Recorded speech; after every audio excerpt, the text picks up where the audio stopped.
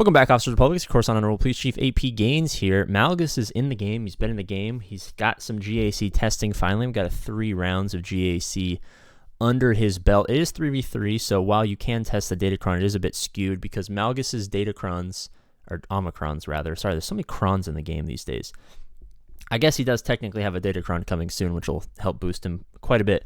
But I'm talking about the Omicrons. The GAC Omicrons definitely lend themselves to being very high fester Datacrons. Omicrons, God, so many crons.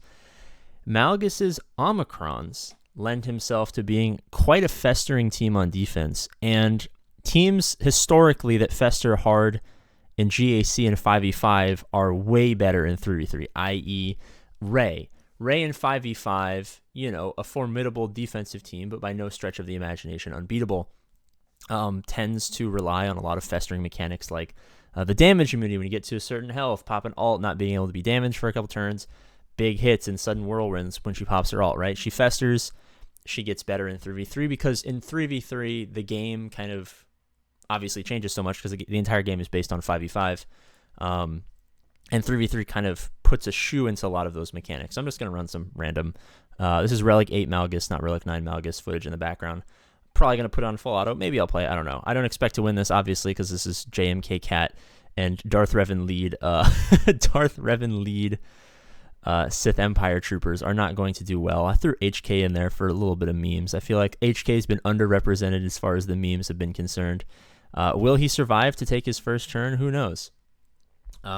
But how good is Malgus really? Now, I did do that video titled like Malgus Trash ? Hot take or something like that. And shout out to everyone who watched that video and saw that I was defending Malgus and because I thought he was awesome against my good buddy Van Seal, who was making some humdinger points about how he probably wasn't going to apply the Omicrons to Malgus and didn't think that he was, you know, as good as we previously thought because Datacrons, you know, weren't technically announced at the point of all the testing that went on back in the day.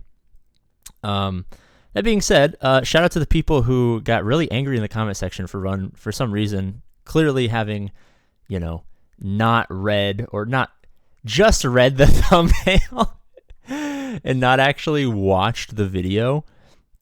You guys are legends. But how good is Malgus really? Malgus has been in the game and he's giving people a lot of headaches. If you're watching a lot of the big whales, a lot of top content creators, even at the top end where everyone's paid to have every single character, this man is festering like no other. And a lot of newer characters tend to be that way simply because we don't know how to do it. Like, for instance, when 3v3 was rolling around and we first got the HOM-1, or not the HOM-1, the Akbar Omicron, like when we first got the Akbar Omicron down here, according to .gg, this was the #1 held defensive team for all of 3v3 Grand Arena for the entire month.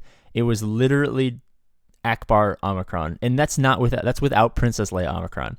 So there definitely is always that big boost to viability, but also festering and Omicrons in general tend to just work really surprisingly well in 3v3 because the game is so focused around the 5v5 aspect that you can't get a lot of the common counters. A lot of people fall into this trap of they see a team and they instantly say, like, I'm going to use this exact team against this squad. So a lot of people have preconceived notions against, you know, things like Akbar. Oh, it's not going to be that big deal. You undersize, you lose. I think a lot of that's happening with Malgus. I think a lot of people saw that early Malgus footage and were like, you know, a lot of people in the comment section, a lot of people in the chat, Van Seal, my good boy. Has he uploaded a video? We'll find out. He's slacking. I'm trying to get him to upload more videos, but alas, he does not. And a lot of people are underestimating Malgus, especially in a 3v3 situation where, you know, if you stick talent in there, you got a taunt that you can't really get around. I think his leadership makes some taunts. But he's a pretty persistent taunt. He's very hard, very, very, very, that's what she said, very hard to kill, especially in a 3v3 situation where you don't have a lot of offense because you're only bringing in 3 of 5 potential characters. And then if you throw talent in there and you can't get around the taunt to AoE Talon to death for whatever reason, and you end up killing Malgus to go after the other characters, oh, well, Talon's just going to bring him back. So I feel like a lot of people are dropping battles in a combination of a couple of things. Obviously, we talked about the Akbar effect, the new character, new level of ability that hasn't been in the game very long, that Omicron that's definitely adding to a lot of why Malgus has been such a powerful defensive force in Grand Arena.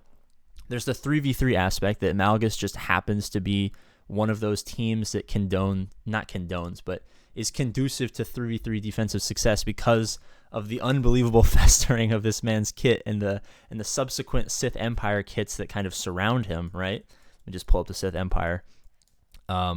Even in 3v3 where, you're having limited offense, I mean, Darth Revan, that's a team that's going to annoy the heck out of you. Malak festers, Basilishan, super annoying. Sith Empire Trooper is hard to kill if he's at high relics. HK is not really used because not really a Sith. But Sith Marauder does big damage. So pretty much this entire faction already lends itself to be kind of annoying in 3v3, and then adding like the king of all annoyingness is making him, just a ridiculously powerful and underestimated defensive threat. So we have the Akbar effect. I'm just going to call it from now on. We're just going to call it the Akbar effect. The new character, new Omicron, new people don't really know what it does. The 3v3 effect. And then I'm just going to call it maybe the complacency effect. I feel like a lot of people like see a team and they think of a particular team. Like you see Darth Revan, you think I use gas. You see Jedi Knight Revan, you think I use Darth Vader. You see Qui-Gon Jinn, you say, oh, I'm going to use Bad Batch. You see GG, you think I'm going to use, Bad Batch or Jedi Knight Revan. You see CLS on defense, you think I'm going to use General Grievous. You see this counter, you expect this. And I feel like a lot of players, and this happens more as players get to higher and higher levels of GP, you see like specific counters just being used over and over and over again. And now this is something that happens to lower level players. I'm talking 1, 2, 3, 4, 5 million, 6 million GP players as well. But it happens a lot less because, I always use the analogy of chess. At the late game when everyone has everything, GAC is a chess match that starts either a little bit before the chess match where you like research how your opponent plays. You're like, oh, they like to put this on defense. They like to use this to counter this. There's a little bit of scouting out your opponent. But the battle really starts when you sit down at the chessboard. You sit down at GAC and you go 1-to-1 against your opponent and you try to outskill them, right? And, a lot of people tend to do the same thing. I don't know much about chess, but I have a lot of friends who are big chess nerds, and they'll always be like, oh, he used this opening, so I use this defense. And like there's set situations that, either they dictate or you dictate that then leads to a specific response from the other person or from yourself. And I feel like Malgus is definitely succeeding in that a lot of people are using kind of pre-existing counters. And I'm really interested. I think the most interesting case study for how good Malgus really is going to be sub 6 million GP, sub 5 million GP. Like if anyone happens to get Malgus at those levels, and that's going to obviously take probably 2 years because of the terrible, basically you have to have 4 million GP to play this game at this point. Because of Proving Grounds. But let's just say that players did have access to Malgus. I'm really interested to see how he would play, not only in a 3v3, but in a 5v5 situation at lower levels. Because at the lower levels, and you can attest to this in the comment section if you're still watching, we're past 8 minutes, shout out to the 6%. Like, subscribe, comment, all that good stuff.